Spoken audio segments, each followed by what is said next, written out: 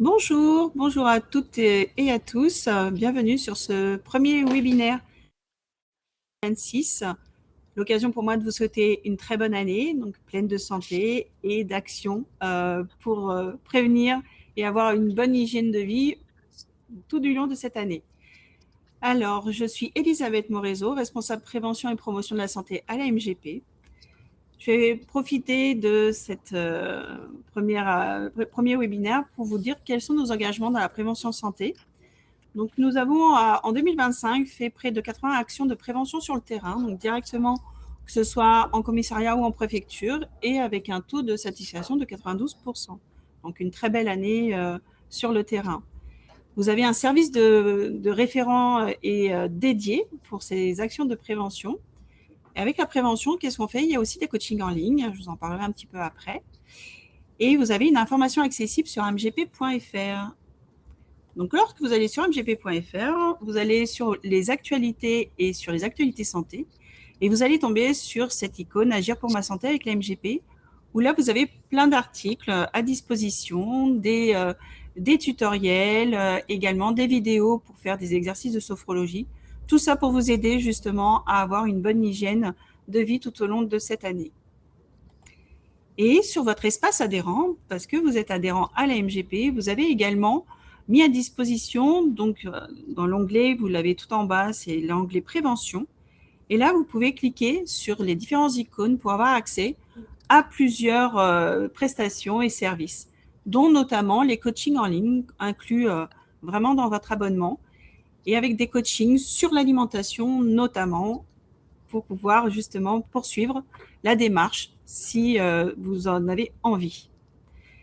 Je vais laisser la parole également à Pauline sur ce sujet et sur My Santé Claire. Donc, c'est une fois que vous êtes entré sur la MJ Prévention, vous avez plusieurs icônes, notamment aussi sur la santé mentale, pour pouvoir accéder à plein d'informations et aussi un coaching sur le sujet.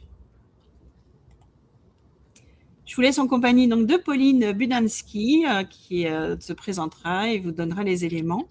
Tout au long de vous pouvez poser des questions directement dans le chat et à la fin de la présentation, on fera un regroupement et on pourra poser les questions à Pauline et interagir avec elle environ un quart d'heure à la fin de la présentation.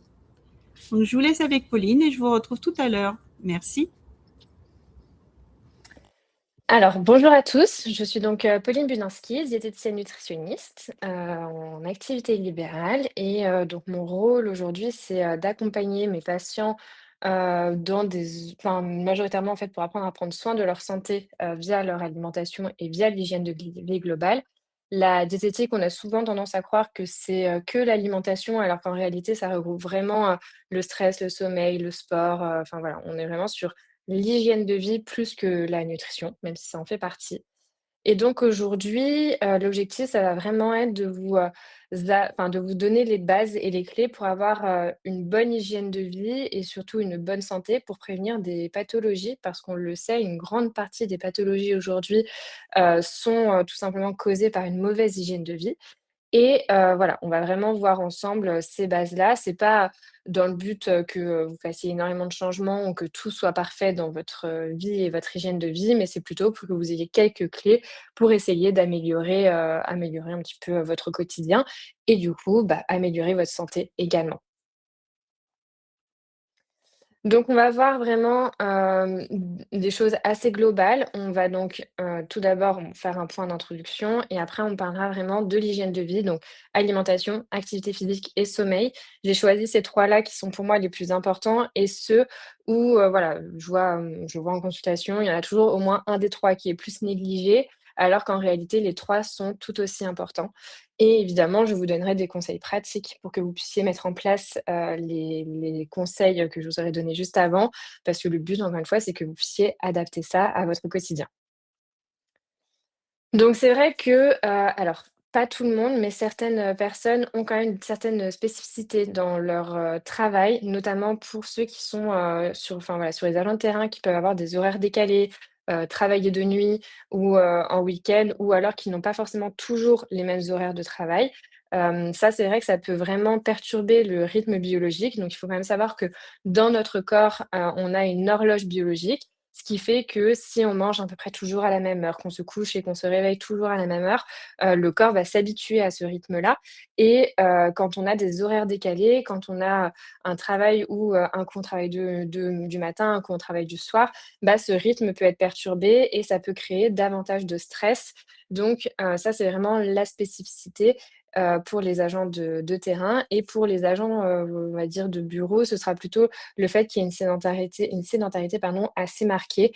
Généralement, on arrive le matin, on s'assoit à notre bureau, on mange le midi, on est encore assis et on repart le soir enfin et on repart l'après-midi, pour une après-midi encore assise et quand on rentre à la maison, alors soit on est un peu actif, soit on va, s'asseoir dans le canapé, se reposer.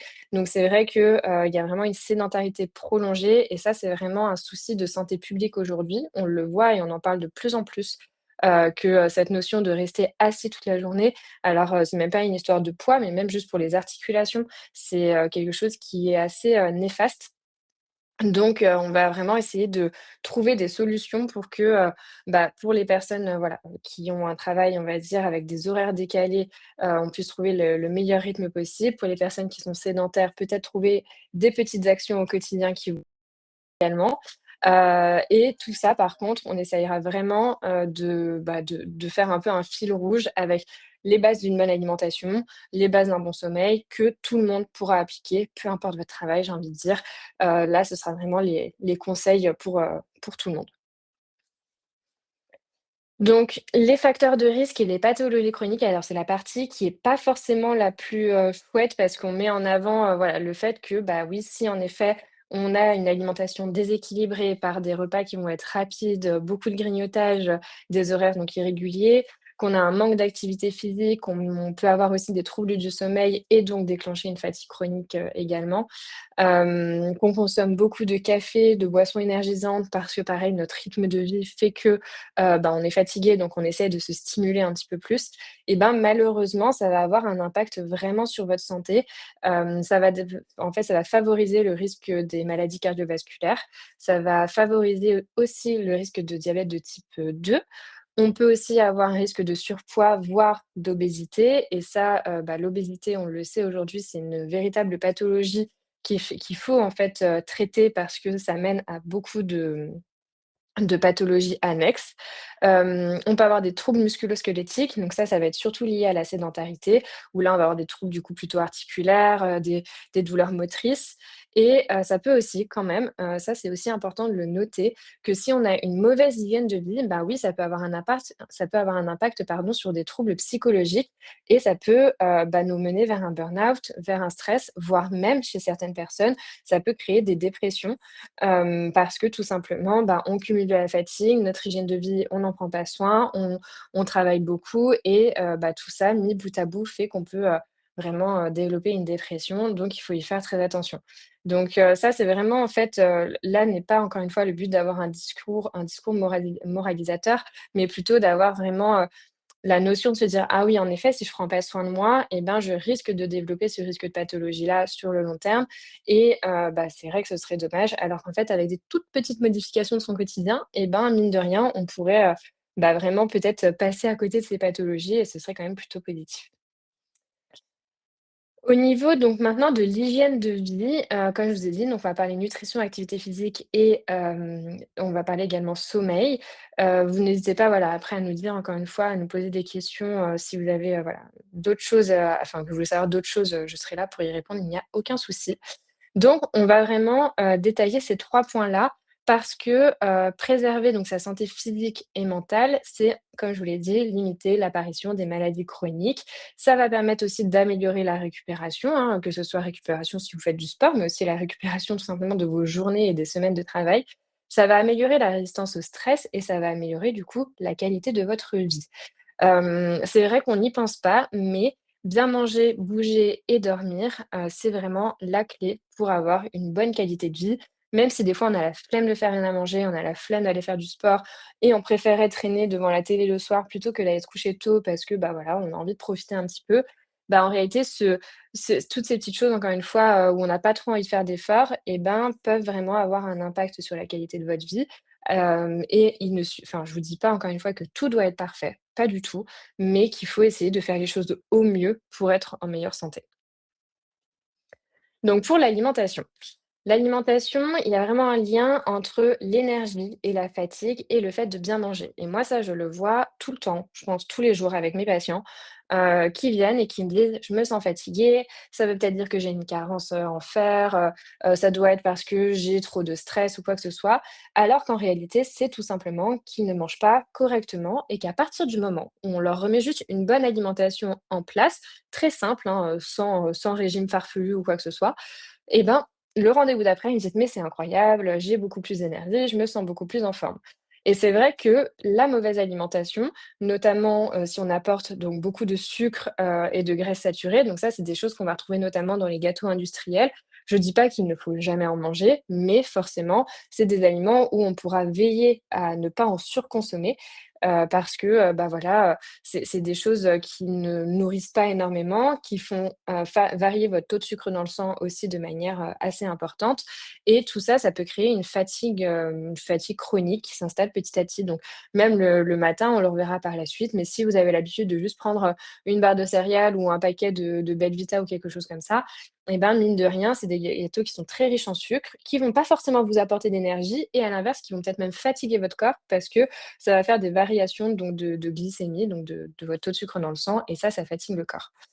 Si vous avez une alimentation, qui est aussi, bah, pauvre en vitamines et minéraux, donc les vitamines et minéraux, on va les retrouver de très bonne qualité dans les fruits, dans les légumes et dans tout ce qui va être brut, hein, dans les féculents bruts, donc les pâtes, le riz, dans même les protéines, la viande blanche, le steak haché, voilà, tout ça, ça contient des vitamines et des minéraux.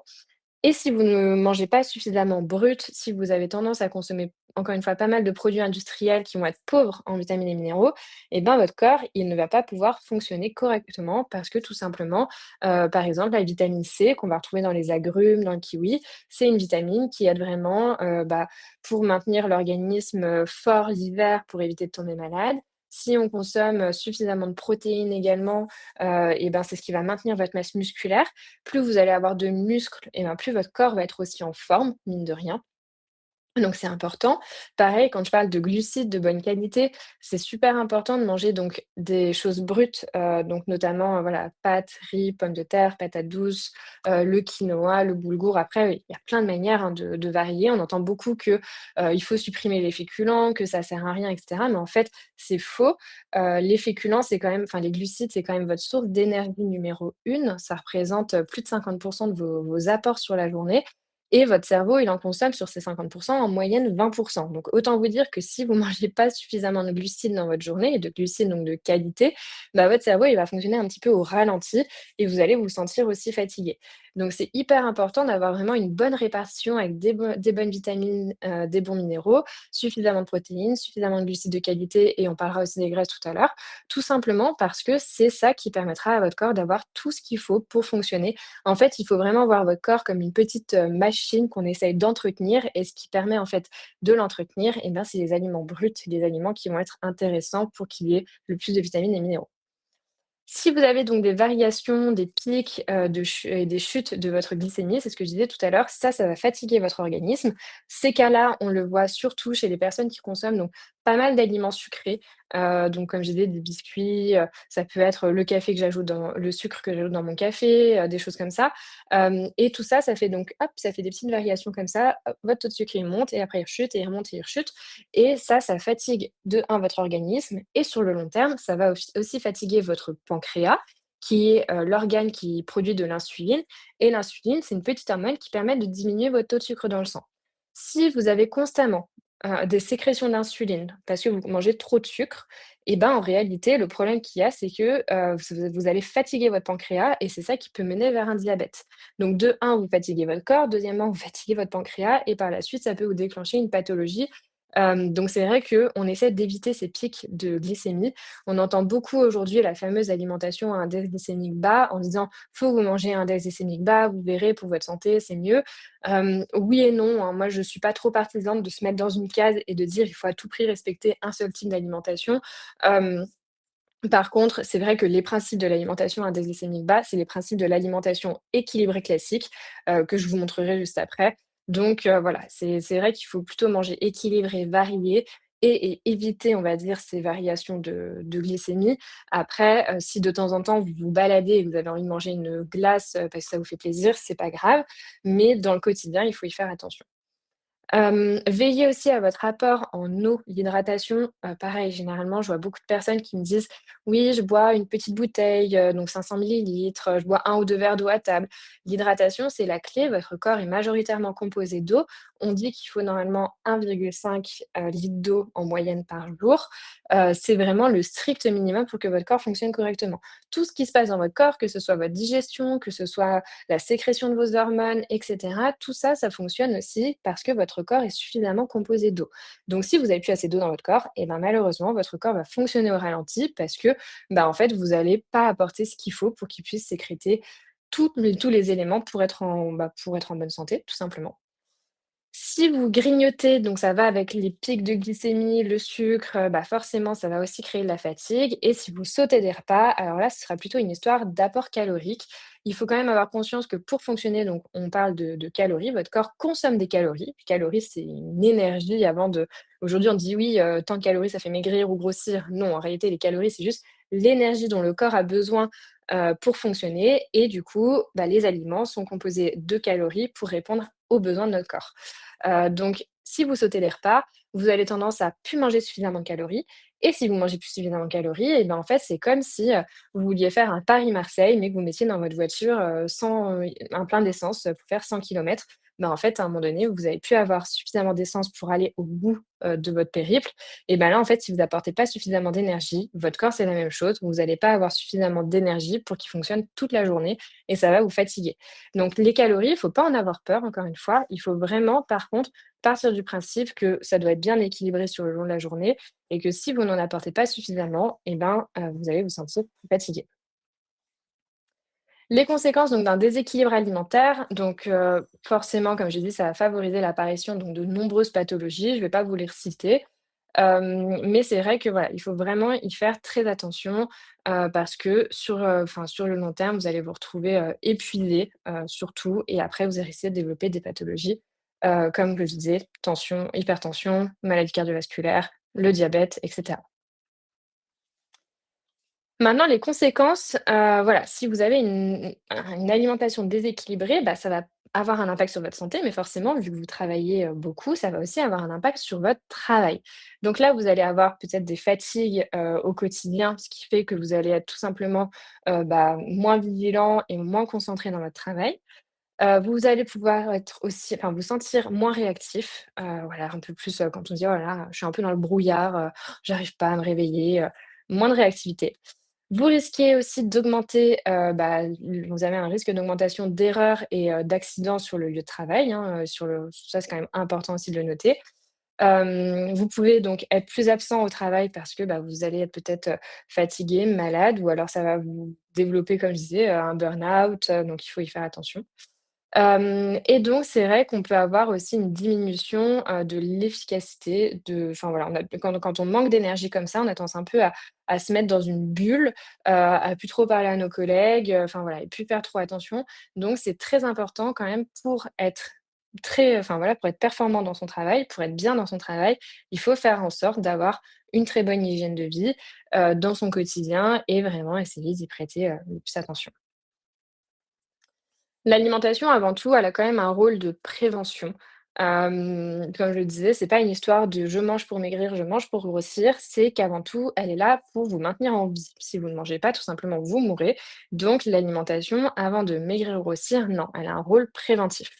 Ça va permettre de prévenir donc encore une fois de certaines pathologies et il faut quand même noter, ça c'est un chiffre que j'aime bien mettre en avant, que 40 des cancers seraient donc dits évitables si on avait une bonne alimentation et une bonne hygiène de vie, ce qui est énorme. Donc autant dire que, encore une fois, bien manger et prendre soin de soi, et ben, ça permet avant tout d'éviter certaines pathologies et ça, c'est quand même pas négligeable. Ça va aussi permettre de réguler votre poids parce qu'en effet, majoritairement, enfin voilà, la grande majorité des personnes peuvent réguler leur poids grâce à une bonne alimentation, sans se mettre encore une fois dans un régime restrictif, hein. On n'a pas besoin de manger, 3 carottes et 3 grains de riz pour, prendre soin de sa santé, pas du tout. On peut prendre du plaisir et manger plein de choses, mais par contre, ça va vous aider à vous réguler et ça, je trouve que c'est très important. Plus vous allez avoir une alimentation équilibrée, plus, bah, vous allez avoir un poids aussi qui sera adapté à votre santé. Donc, qu'est-ce qu'on recommande? Alors, quand je dis «on recommande», ce n'est pas moi en tant que diététicienne, mais c'est tout simplement le programme Nutrition Santé en France. On va vraiment mettre en avant, voilà, les fruits et les légumes. Ça, il y a un gros déficit en fruits et en légumes chez beaucoup de personnes. Donc, quand on entend: «Ah oui, il faut manger 5 fruits et légumes par jour», c'est surtout 5 portions de fruits et de légumes par jour, c'est différent. Ce qui fait qu'en moyenne, ça équivaut à 3 fruits, pardon, 3 fruits et environ 2 portions de légumes par jour, ce qui est plutôt facile au final à apporter. Si imaginons le matin vous mangez, 1 fruit, 1 le midi et 1 l'après-midi, vous avez déjà vos 3 fruits, plus des légumes le midi et le soir. En soi, ça peut vraiment être très simple. Quand on entend fruits et légumes, on a tout de suite ce truc de: «Oh, va falloir que je les cuisine, que je passe du temps en cuisine, ça va être long, ça va être» alors que non, ne paniquez pas, vous n'êtes pas obligé de faire de la grande cuisine non plus. Si vous voulez manger des légumes frais et que vous voulez les cuisiner, c'est parfait. Par contre, vous avez le droit aussi de miser sur les légumes surgelés. Vous êtes humain, c'est normal de ne pas avoir forcément le temps, c'est normal d'avoir aussi parfois la flemme.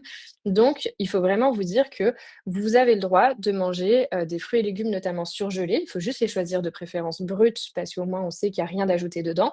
Mais la congélation permet vraiment de garder toutes les vitamines et minéraux et toutes les fibres également des fruits et des légumes.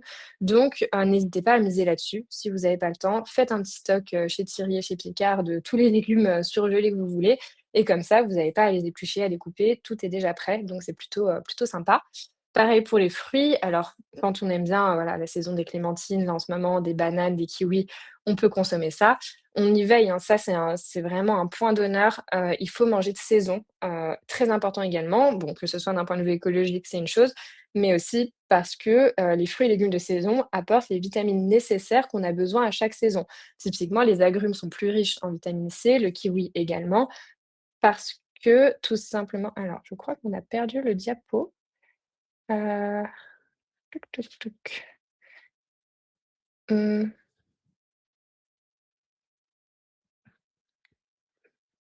ah parfait. Hop, donc je remets dessus. Donc je disais, c'est très important de manger de saison, tout simplement parce que voilà, les agrumes dans lesquels on va retrouver beaucoup de vitamine C, et ben, la vitamine C, elle est indispensable l'hiver pour prévenir, comme je disais, des rhumes. Enfin voilà, vraiment, elle a un rôle bah, pour un peu rebooster votre système immunitaire. À l'inverse, tout ce qui est fruits et légumes d'été sont généralement très riches en eau, bah, tout simplement parce que l'été il fait chaud et donc on a besoin de plus d'eau et l'hydratation passe aussi par les fruits et légumes. Donc ça, c'est super important, voilà, d'avoir cette portion de fruits et légumes. Pareil, si de temps en temps vous voulez avoir des haricots verts en conserve, des choses comme ça, je suis pas contre du tout. C'est sûr que c'est un peu moins intéressant au niveau vitamines et minéraux, mais par contre, il vaut mieux avoir ça dans son assiette que pas de légumes du tout. Ça, c'est vraiment hyper important. Après, donc on a tout ce qui est féculents et céréales. Donc ça, comme je disais, ça fait partie de la famille des glucides qui vont apporter, bon, l'énergie principale à votre corps. Pareil, on en veut à chaque repas dans des portions adaptées. On reverra les portions par la suite. Mais en tout cas, on va vraiment essayer d'avoir, féculents, légumes, protéines dans notre assiette et cette portion de féculents. Alors aujourd'hui, le PNNS va recommander des féculents plutôt semi-complets et complets, tout simplement parce que ça apporte plus de fibres et aussi un peu plus de vitamines et minéraux. Après, vous pouvez varier quand même avec des féculents blancs, hein. Vous avez le droit de vous faire des pâtes blanches, sans aucun souci, mais on en veut à chaque repas. On veut vraiment ça parce que c'est la base pour avoir suffisamment d'énergie. Même si vous souhaitiez perdre du poids, on met des féculents à chaque repas. Ce qui compte, c'est les doses, mais c'est pas de supprimer une famille. Si vous supprimez généralement les féculents de votre repas, vous risquez d'avoir des fringales dans l'après-midi, donc c'est pas forcément beaucoup mieux. Donc c'est important d'en manger suffisamment. On va veiller à avoir des protéines, donc de préférence maigres à chaque repas également, viande blanche, donc de préférence, poisson, les œufs, voilà, on peut en consommer également. Quand j'ai mis 1 à 2 fois par jour, c'est pas les œufs 1 à 2 fois par jour, c'est les protéines. On va dire qu'on va essayer vraiment minimum d'en avoir à chaque repas et sur l'un des 2 repas, au moins viande, poisson ou œufs. Parce qu'après, vous pouvez aussi varier avec des légumineuses, du tofu également qui est très intéressant. Mais c'est vraiment hyper important, voilà, de consommer suffisamment de protéines. Les protéines, c'est ce qui permet de maintenir votre masse musculaire, comme j'ai dit au tout début. Donc, plus vous allez avoir une masse musculaire intéressante, plus vous allez vous sentir, en forme de façon générale. Parce que si vous avez vraiment une fonte de votre masse musculaire, c'est ça qui va fatiguer aussi votre corps. C'est vos muscles qui permettent vraiment d'avoir, un moteur qui carbure, quoi. C'est pour ça que généralement ceux qui font beaucoup de sport, eh ben, ils ont vraiment une musculature plus importante et ils sont généralement plus en forme. Ils ont généralement plus d'énergie parce que ça fait que, bah, le corps en fait il charbonne et il carbure bien. Les produits laitiers, à l'inverse de ce qu'on a pu déjà entendre, je ne sais pas, voilà, s'il y en a qui ont déjà entendu ça, comme quoi c'était mauvais pour la santé, que c'était inflammatoire, qu'il fallait faire attention. Tout ça, ce sont des idées reçues. Alors je ne dis pas qu'il faut manger, 5 yaourts par jour, pas du tout. Mais par contre, ça reste une source hyper intéressante de calcium et de vitamine D aussi. Et c'est vrai que, bah, ça vous permet d'avoir des os, solides, ça permet d'avoir, une bonne dentition, ça permet d'avoir aussi un apport en protéines. Donc on essaie d'avoir des produits laitiers 1 à 2 par jour, que ce soit fromage blanc nature, yaourt nature, les skyrs, même le fromage, voilà. Le fromage, c'est 1 fois par jour en moyenne, mais c'est une source très intéressante aussi de protéines, donc on ne supprime pas les produits laitiers. Et enfin, il reste les graisses, donc les lipides. Ça, on a tendance à se dire, «Oh, bah, je vais pas manger trop gras parce que sinon ça va me faire grossir».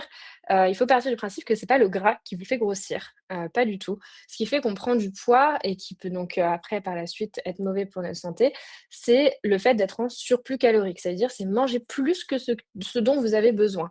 Donc en soi, vous pourriez perdre du poids, en mangeant des McDo tous les jours si vous étiez inférieur à vos besoins caloriques. Vous ne seriez pas en bonne santé, mais c'est possible. Comme on peut prendre du poids en mangeant des tomates tous les jours si vous mangez constamment trop de tomates. Donc c'est pas une histoire des féculents ou des graisses qui font grossir, c'est pas ça du tout, c'est une histoire de vraiment surplus calorique. Donc les graisses sont aussi très importantes. Je vois beaucoup de personnes qui en manquent dans l'alimentation. Et en réalité, bah, votre cerveau, il a aussi besoin de ces graisses-là pour fonctionner, hein. Il a besoin vraiment d'avoir un apport en gras suffisant. Vos hormones aussi, surtout chez les femmes, les oestrogènes notamment, sont sécrétés grâce à partir, des graisses qu'on va retrouver, dans l'alimentation et donc dans notre organisme. Donc c'est très important d'avoir des graisses de bonne qualité. On dit qu'il faut en moyenne 3 cuillères à soupe d'huile par jour. On peut varier entre colza, olives, noix, lin, après un peu comme vous voulez et d'avoir un apport aussi en oléagineux, donc amandes, noisettes, même en beurre d'oléagineux brut, hein, le beurre de cacahuète et cetera, à peu près une petite poignée par jour. Parce que ça, c'est ce qui permet vraiment, d'avoir un apport en graisse, mais aussi en fibres et c'est aussi très riche en vitamines, donc c'est très intéressant. Donc ça, c'est vraiment les recommandations qu'on va voir en fait dans le programme nutrition, santé. Maintenant, comment les mettre en place? Parce que là, c'est vrai que ça fait beaucoup de chiffres, bah, des fois on a un peu de mal à s'y retrouver. On le verra par la suite. Au niveau des choses qu'on limite, forcément, après je vais rien vous inventer, je pense que vous vous en doutiez. On va avoir les plats préparés, industriels, donc après bon, que ce soit les fast-food évidemment, mais même les plats préparés qu'on peut mettre au micro-ondes, qui sont généralement pas de très bonne qualité. Les produits sucrés en excès, je dis pas qu'il faut les supprimer, hein, mais on essaye de veiller de ne pas avoir trop de sucre dans son alimentation. Le sel, c'est pareil, alors le sel, il en faut un petit peu quand même, parce que c'est ce qui permet de rester hydraté typiquement. Hem donc il faut quand même un peu de sel, mais pas trop, parce que sinon, c'est vrai que d'un point de vue santé cardiovasculaire, ce n'est pas idéal et hypertension. Et les graisses saturées, alors les graisses saturées, pour vous imager, ce sont les graisses qui vont, entre guillemets, «saturer» vos artères et c'est les graisses qui vont être solides à température ambiante. Comme ça, au moins, ça vous donne un peu une idée. Donc tout ce qui va être beurre, par exemple, quand, vous cuisez aussi un steak haché et que vous retirez la poêle et que vous laissez la poêle refroidir, vous allez avoir une petite particule blanche. Cette particule-là, qui est de la graisse, qui du coup se fige à température ambiante, ça va être une graisse saturée. On peut y retrouver également, l'huile de coco aussi qu'on voit beaucoup aujourd'hui.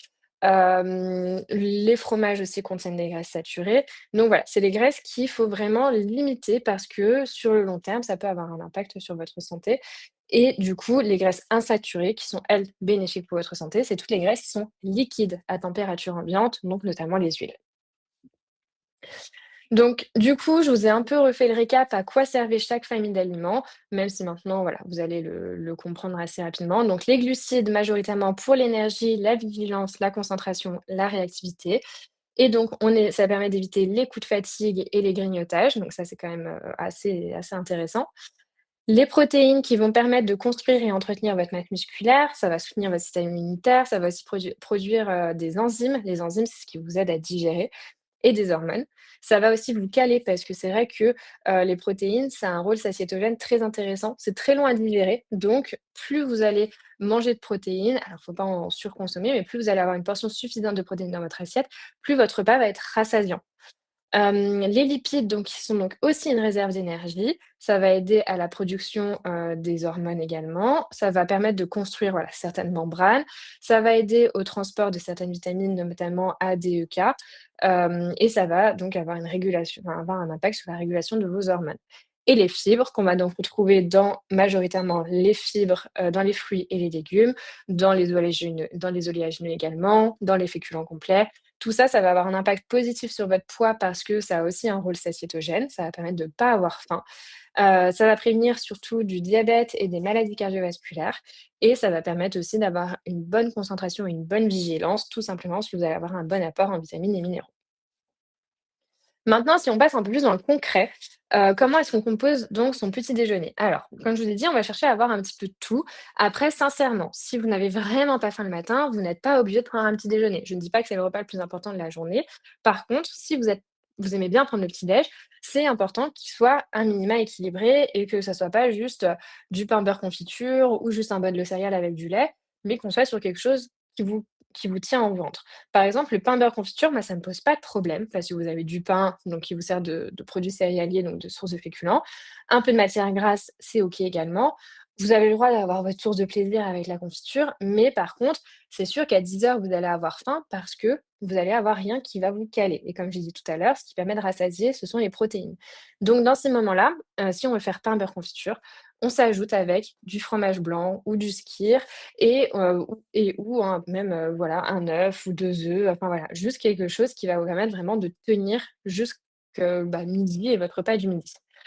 Après voilà, on va vraiment essayer de faire un peu en fonction de nos envies et de enfin voilà, de nos goûts alimentaires. Si par exemple vous aimez bien, manger, des céréales, des muesli, bah, vous pouvez le prendre avec un peu de fromage blanc et ajouter un fruit avec, ce sera très équilibré également. Par contre, on va vraiment faire très attention à la consommation de jus de fruits. On on en parle de plus en plus, mais j'aime bien le redire quand même. Les jus de fruits aujourd'hui sont catégorisés, enfin sont dans la même catégorie que les sodas, tout simplement parce qu'on n'a plus les fibres du fruit, donc on n'a que le sucre. Et dans un verre de jus d'orange, vous avez en moyenne, 4 à 5 oranges, ce qui va valoir, 7 morceaux de sucre et en fait, vous avez autant de sucre que dans un verre de coca. Alors certes, il sera plus qualitatif que, ce qu'on peut boire dans les sodas, mais mine de rien, ça reste la même quantité de sucre, donc il faut y faire attention. On dit toujours, on préfère, manger le fruit que le boire ou alors si vraiment vous avez envie de votre jus de fruits, vous le pressez et vous-même, vous pressez une orange et vous gardez la pulpe pour avoir les fibres et les bénéfices des fibres. Vous avez le droit de manger salé si vous voulez manger aussi salé le matin, hein, du pain avec, du fromage frais, 2 tranches de jambon, un fruit. Après ça, voilà, il y a pas de choses, on va dire, idéales. Ce qui va vraiment compter, c'est d'éviter les produits industriels, d'éviter le rapide. Si vous voulez vraiment faire quelque chose à emporter, vous pouvez prendre, par exemple, des petits muffins anglais qu'on peut retrouver au rayon, boulangerie des supermarchés. Vous mettez du Saint-Moré, une tranche de jambon, hop, vous prenez ça à emporter au travail. Parce que si, imaginons, vous avez vraiment pas faim quand vous vous levez, mais que vous avez faim plutôt vers 9 heures, et ben, au moins vous avez toujours quelque chose avec vous à grignoter, alors que, bah, sinon vous alliez peut-être manger vos petits gâteaux ou vos petits Belvita et puis, bah, forcément vous allez être beaucoup moins rassasié. Pour le déjeuner et le dîner, on part sur la base, je pense que voilà, vous connaissez sûrement ce schéma-là de l'assiette, où on essaye d'avoir un quart de protéines, un quart de féculents et du coup une portion plus importante de légumes crus ou cuits, au choix. Après, je ne vous dis pas que vous devez manger, de la dinde grillée avec du riz blanc et des haricots verts vapeur, hein, c'est pas le but. Vous pouvez vous faire, des spaghettis bolognaises, mais à côté, vous ajoutez une salade de carottes. Vous pouvez vous faire une barre de quiche parce que dans la quiche, vous avez la pâte qui va vous servir de féculent, les œufs avec peut-être du jambon ou des allumettes de bacon qui vont servir de protéines et pareil, vous pouvez vous faire une salade à côté. Voilà, le but, c'est vraiment quand même d'avoir cette notion de plaisir alimentaire parce que si vous rentrez dans une alimentation trop stricte, de toute façon, vous allez en avoir marre et vous allez pas vouloir continuer. Donc il faut vraiment manger équilibré, oui, mais équilibré et que ça vous fasse plaisir. Très, très important.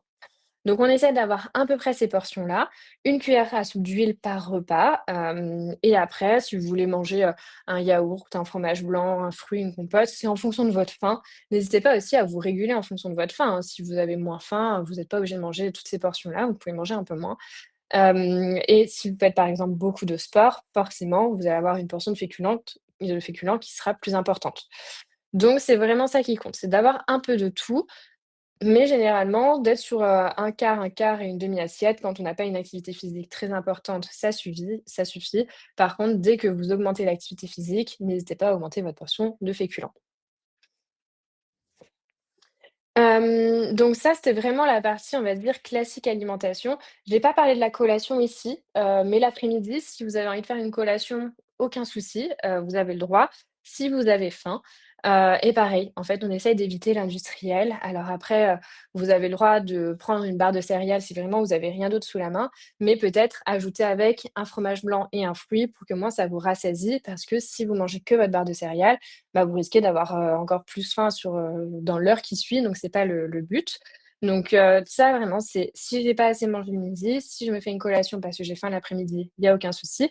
Sachant que la collation, des fois, elle permet aussi d'éviter, quand on rentre, de se dire: «Oh, «Ah bah non, bah là, j'ai trop faim et puis, bah, je mange un petit morceau de pain, puis un petit morceau de fromage» et tout ça avant le repas et mine de rien, bah, c'est vrai que c'est un peu déstructuré. Bah, là, si vous faites une collation vers 17h-17h30, vous êtes tranquille jusqu'au repas du soir et ce sera aussi beaucoup plus agréable pour vous.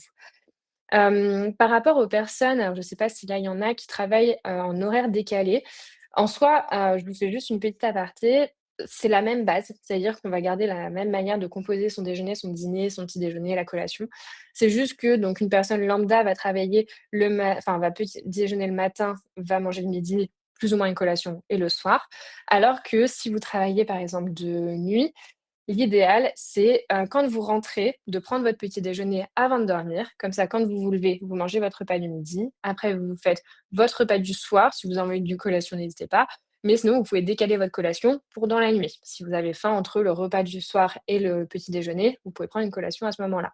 En fait, comme je vous disais au tout début, c'est qu'on a on a vraiment notre rythme circadien qu'il faut vraiment, vraiment, respecter et si vous arrivez à prendre votre petit déjeuner avant de dormir et ben, ça va permettre de ne pas trop casser ce rythme-là et de garder ce côté matin, midi, soir, plus ou moins collation en fonction de vos besoins.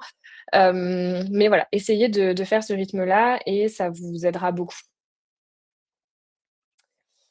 Maintenant, si on parle un petit peu de l'activité physique, alors, est-ce qu'il y en a qui font du sport ou non? Là, on va pas parler, sport performance, hein. En aucun cas, je vous dis, qu'il faut à tout prix courir, je ne sais combien de kilomètres, par semaine, pas du tout. En fait, l'activité physique, donc c'est pareil, hein, c'est les recommandations. On est sur au moins 30 minutes d'activité physique modérée par jour ou 150 minutes intenses par semaine et un peu de marche quotidienne. Donc quand on parle d'activité physique modérée, ça va être des activités physiques, bah, comme la marche, le pilates, le yoga, des choses, voilà, où vous allez mettre votre corps en mouvement sans que pour autant votre fréquence cardiaque n'augmente trop, mais c'est histoire de mettre votre corps vraiment en mouvement, que ça fasse du bien à vos articulations. Et si on parle de 150 minutes par semaine, en effet, là, on va chercher des activités un peu plus intenses, où le cardio va monter davantage.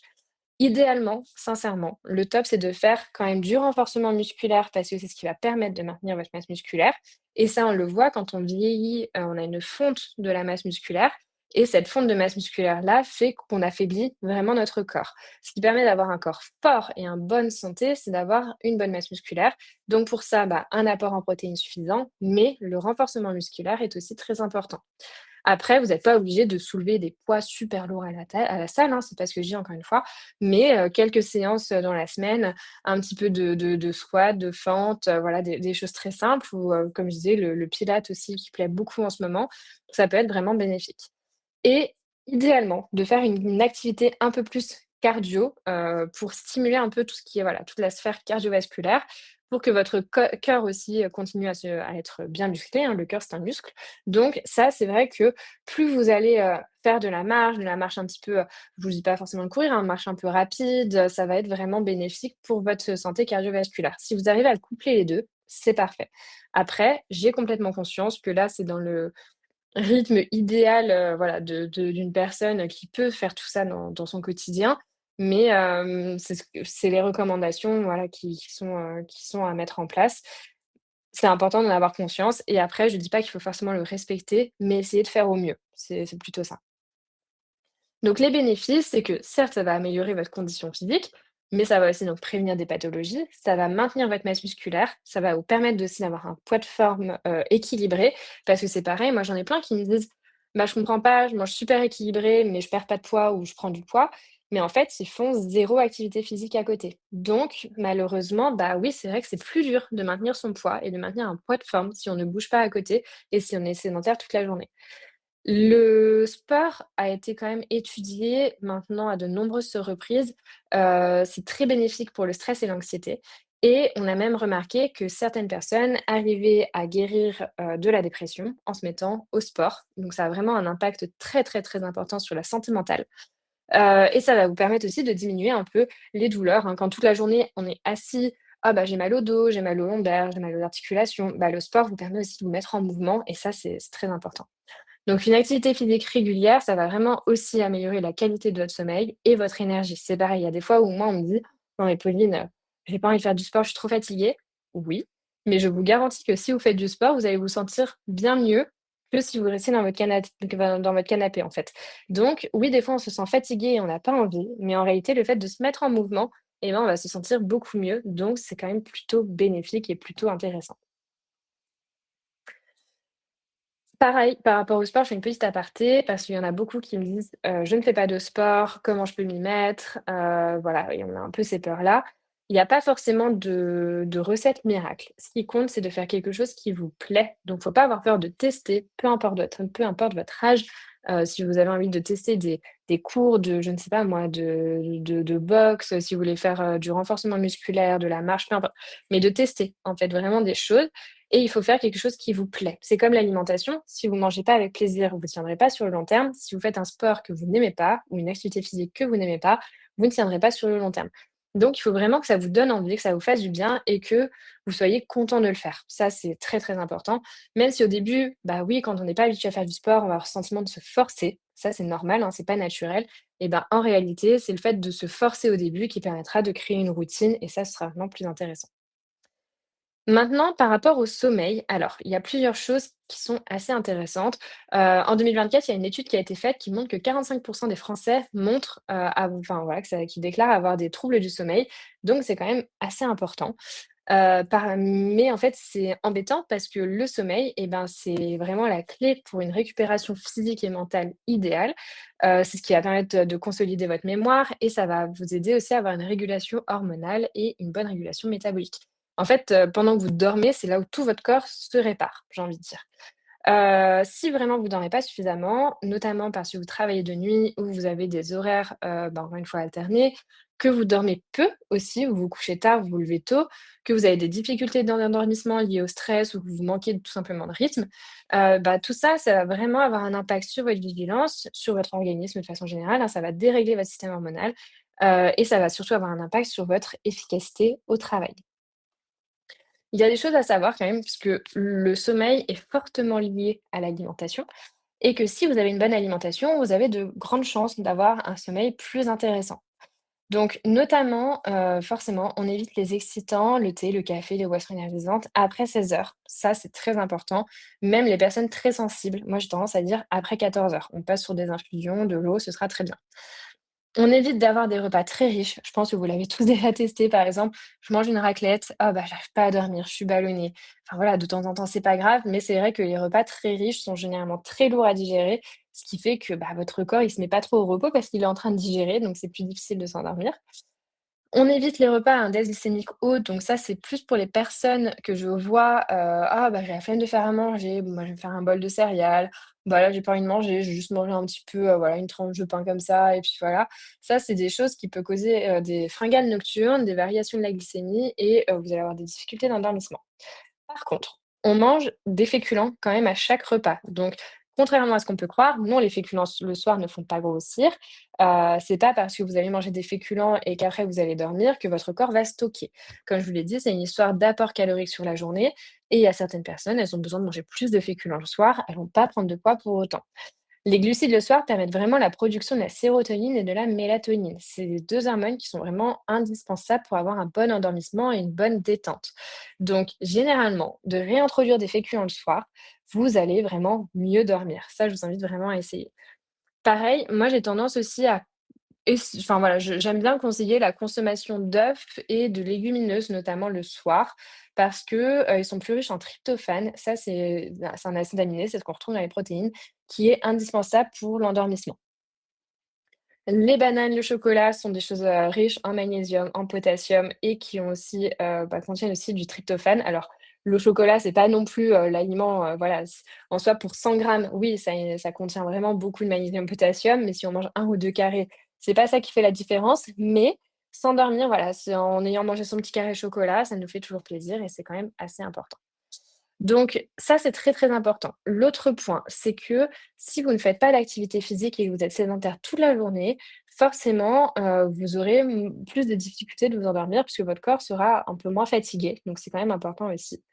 L'autre point, c'est que c'est très important de se coucher et de se lever à la même heure, parce que alors quand on le peut évidemment, parce que c'est ce qui va vous aider à prendre un rythme et votre corps, il a besoin d'avoir un rythme. Donc si, en fait, vous avez commencé à avoir déjà du mal à vous endormir, bah, commencez à vous coucher à la même heure, à vous forcer à mettre un réveil et du coup, vous allez voir que vous coucher et vous réveiller à la même heure, ça peut être vraiment bénéfique. Les écrans, bon, forcément, on évite le téléphone dans la chambre. S'il est dans la chambre, on essaye de le mettre en mode avion, parce que ça améliorera aussi la qualité du sommeil, par rapport aux ondes. Mais on essaye peut-être plutôt d'être sur des activités qui détendent ou alors si vraiment vous voulez regarder quelque chose sur votre téléphone, regardez plutôt une vidéo, mais pas des réseaux sociaux où vous scrollez et où vous faites passer des vidéos comme ça. Ça stimule beaucoup trop votre cerveau. En fait, ce qui est important, c'est vraiment de se poser et se détendre et de stimuler le moins possible votre cerveau. La lecture, c'est parfait pour, s'endormir. Mais voilà, ça va être vraiment les autres clés et pour les personnes qui travaillent de nuit ou qui changent souvent, d'horaire, n'hésitez pas à voir avec votre médecin, peut-être pour un complément en mélatonine. La mélatonine, on peut la prendre, voilà, en complément alimentaire et ça, c'est quelque chose qui peut être vraiment bénéfique. Et du coup, en conseil pratique, alors, on va préférer donc les astuces concrètes, comme je vous ai dit, on va pas bouleverser 100 son quotidien, mais on essaye d'agir pas à pas, sans être parfait, mais on essaye de, voilà, de choisir là 2-3 infos qui nous ont plu pour les mettre dans notre quotidien et voir, ce qui va être bénéfique ou non pour nous. Par exemple, l'alimentation, peut-être qu'on peut se dire que déjà on ajoute un fruit ou un légume à chaque repas. Pourquoi pas sinon acheter une gourde pour essayer de boire plus? Pourquoi pas faire une collation si on sent qu'on a souvent des fringales? Essayer de peut-être manger plus lentement, faire des menus pour être un peu plus organisé ou choisir des produits un peu plus bruts. Je ne dis pas de tout réaliser d'un coup, mais vous pouvez en choisir un ou deux là-dedans. Pour l'activité physique, peut-être qu'on peut essayer de marcher 10 minutes par jour, se lever, voilà, essayer de marcher pendant 10 minutes, prendre les escaliers plutôt que l'ascenseur, faire des pauses, c'est-à-dire que vous vous levez, vous marchez même autour de votre bureau, c'est important. Se lever au moins peut-être toutes les heures et essayer de faire quelque chose qui vous plaît en termes d'activité physique. Et pour le sommeil, comme je disais, on essaye de se coucher à et de se lever à heure régulière. On essaye de se créer un rituel avant le coucher. On essaye de limiter les écrans. Le lit n'est là aussi que pour dormir. Il n'est pas là pour qu'on travaille. On n'est pas là pour avoir notre ordinateur sur nous. On évite les excitants. Pourquoi pas nous faire un dîner entre guillemets léger, toujours féculents, légumes, protéines, mais voilà, pas forcément manger des pizzas tous les soirs. Et on essaie d'avoir une chambre calme, sombre et fraîche. La conclusion de tout ça, c'est que donc, c'est vrai que ça peut être des fois, compliqué de trouver un rythme quand on a des horaires décalés, qu'on est plus stressé, qu'on a une charge mentale importante ou qu'on est sédentaire, mais que tout ça aura vraiment un impact sur votre santé et qu'en réalité, si vous prenez soin de tout ça et ben, ça va quand même vous aider à vous sentir mieux dans votre quotidien et je pense qu'il ne faut pas le négliger. Voilà. Merci Pauline. Eh bien, on a eu Avec quelques plaisir. questions et puis je vais relayer donc pour que vous puissiez apporter des réponses. On a des Mhm. questions sur les produits laitiers. Euh, Oui. Lorsqu'il y a une intolérance aux produits laitiers, quelle serait une alternative et en quelle quantité pour avoir un apport similaire aux produits laitiers? Alors, ça dépend si c'est une intolérance au lactose, vraiment au sucre qu'on va retrouver dans le lait. Il existe des versions sans lactose, des fromages blancs sans lactose, des yaourts sans lactose, des crèmes sans lactose, tout ce qu'on veut sans lactose. Donc ça, on peut vraiment prendre ce type de produit-là. Si c'est plutôt une sensibilité aux protéines de lait de vache, dans ces cas-là, il y a tout ce qui est à base de yaourt de chèvre et de brebis qui sont plus digestes. Après, en effet, on a les produits végétaux, au lait de coco, au lait de soja, au lait d'amande, mais pour le coup, en termes de protéines, c'est quand même moins intéressant. Ça, c'est vraies protéines, calcium. C'est généralement une grosse portion d'eau pour pas grand-chose de plus. Alors, on avait quelque chose aussi sur les laitages par rapport à l'ostéoporose, Mhm. avec un taux de cholestérol élevé. Est-ce qu'il y a autre chose que les yaourts nature? Mais vous avez un petit peu répondu là, à moins de Ouais, compléter. et oui, on peut compléter. Après, pour le coup, l'ostéoporose, c'est vrai qu'un bon apport en vitamine D et en calcium, c'est ce qui est indispensable, quoi. Ensuite, des questions par rapport à la composition de l'assiette. Ça Mhm. représente combien en grammage environ un quart d'assiette et une demi-assiette? Alors, c'est pour ça que j'ai pas voulu trop mettre de grammage parce que pour le coup, entre une personne qui fait 1,80 m et une personne qui fait 1,50 m, les besoins ne seront pas les mêmes. Pareil, si vous souhaitez perdre du poids, maintenir votre poids, et cetera, c'est pas pareil. Donc c'est vrai que généralement, une personne, on va dire, lambda, qui souhaite pas forcément perdre de poids, on est après sur 60 grammes crus de féculents par repas, mais c'est vraiment après à varier en fonction de chacun, quoi. J'ai une question sur le pain. Quand Mmh. et combien dans la journée? Peut-être dire une petite précision par rapport à ça. Alors, le pain, il y a pas de max, par jour, hein, si on le digère très bien et qu'on veut manger ça à la place de nos féculents, il y a pas de souci. Je disais 60 grammes de féculents là par repas. Typiquement, si on mange pas de féculents, ça peut être 70 grammes, 80 grammes de pain à peu près.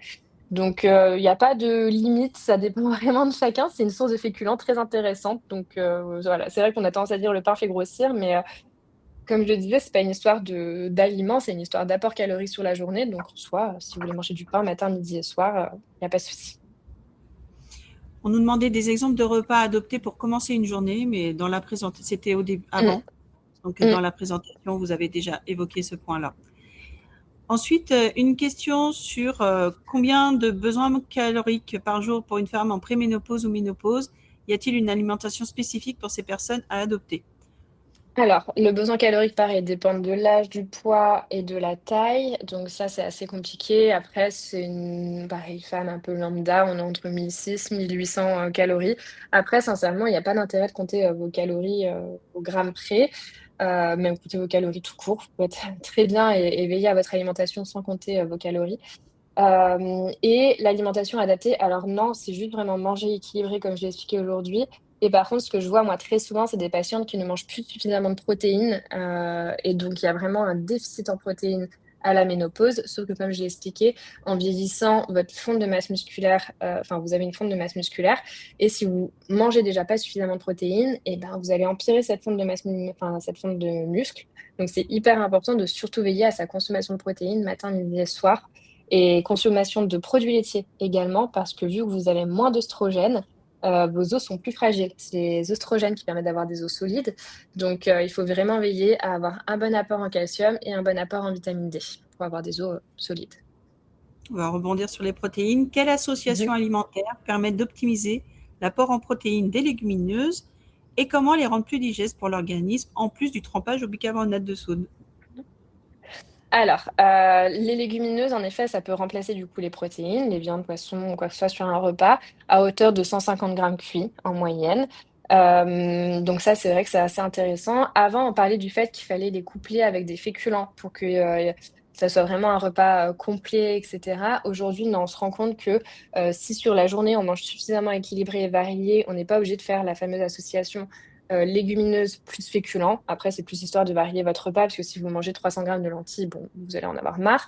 Mais voilà, vous pouvez très bien manger que vos lentilles avec des légumes, ça peut marcher. Et alors pour améliorer la digestion, bah, en fait, c'est le trempage et le bicarbonate à la cuisson. Il y a pas trop d'autres choses qui améliorent, voilà, qui améliorent la digestion des légumineuses. Vous pouvez les prendre en boîte aussi, par exemple les pois chiches en boîte, les lentilles en boîte sont plus digestes que si vous les faites sécher, enfin s'ils sont secs et que vous les faites tremper puis qui recuire vous-même. Mais, il y a pas trop enfin ça reste un des aliments très riches en fibres et très dur à digérer dans tous les cas. Et le thé vert est-il un excitant? Alors oui, parce qu'il contient de la théine. Alors en fait, la théine et la caféine sont deux, c'est la même molécule. En soi, la théine de base n'existe pas, c'est de la caféine. C'est juste que dans le café, il y a plus de caféine que dans un thé vert, mais ça reste un excitant quand même. On a également une question sur le chocolat noir ou blanc dans les exemples que vous aviez cités. Ce que vous voulez. Le chocolat n'est pas, voilà, si on dit: «Ah, faut que je sois en bonne santé, il faut que je mange du chocolat noir». Comme je disais, vu les quantités qu'on consomme, que vous mangez du chocolat au lait, du chocolat noir, du chocolat blanc, ça change rien. C'est un aliment de plaisir, le chocolat. Donc si il est là pour le plaisir, si moi perso, j'ai beau être diète, je suis pas très fan de chocolat noir, je préfère 1000 fois le chocolat au lait, bah, en fait, c'est un aliment plaisir, donc je vais me tourner vers le chocolat au lait. Le chocolat en soi même en termes de calories, ils sont quasi équivalents. Même généralement, le chocolat noir est un peu plus calorique que le chocolat au lait parce en fait, il y en a un qui contient plus de sucre et moins de graisse et l'autre qui contient plus de graisse mais moins de sucre. Donc, après, vu les quantités qu'on est censé manger, 1 ou 2 carrés par jour, il faut juste prendre celui qui nous fait plaisir. Que faut-il penser des vitamines de synthèse? Alors, tout ce qui est complément alimentaire, moi, je ne suis pas du tout fermée à ça. Mais par contre, c'est hyper important de le prendre enfin de les prendre, pardon, de bonne qualité et surtout d'être sur quelque chose, oui, de qualitatif et de pas prendre tout et n'importe quoi. Ça veut dire que, par exemple, la vitamine C, bah, en fait, si vous mangez des fruits, il y a pas besoin de prendre un complément de vitamine C. La vitamine D, à l'inverse, aujourd'hui, on est quasi tous carencés en vitamine D, donc c'est hyper important d'avoir un apport en vitamine D suffisant et donc via un complément alimentaire, pour, vraiment répondre à nos besoins et pas avoir de carence.